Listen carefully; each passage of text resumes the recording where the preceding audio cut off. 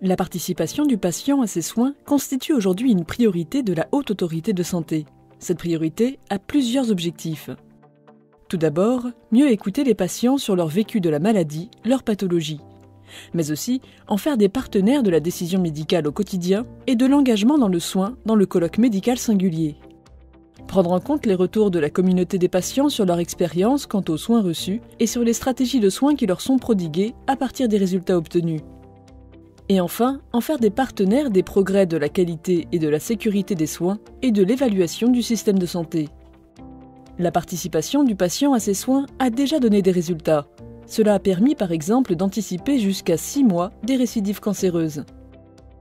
Plus de 200 publications par an concernent le rôle plus particulier des patients dans la détection de problèmes de sécurité des soins. Ce sont les PRIMS, Patient Reported Incidents Measurement.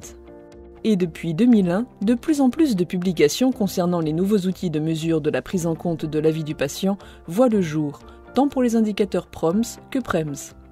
Soit près de 8000 articles publiés à ce jour, avec un flux de 1000 par an, et déjà plus de 70 revues de littérature et méta-analyses. Alors, que sont les outils PROMS et PREMS? Quels sont les résultats attendus pour la qualité et la sécurité des soins? Comment sont-ils mis en œuvre par les professionnels de santé et reçus par les patients? Quel est leur impact sur l'amélioration de la prise en charge individuelle? Peut-on en tirer des leçons collectives sur l'efficacité thérapeutique réelle? Est-il possible d'évaluer la qualité et la sécurité du système de santé grâce à ces méthodes? Pour obtenir toutes les réponses à ces questions, rendez-vous le 10 février à 20h pour la conférence virtuelle « S'intéresser à la vie des patients, c'est améliorer la qualité et la sécurité des soins, la révolution PROMS, PREMS, PRIMS ». Inscrivez-vous sur prévention-médical.org.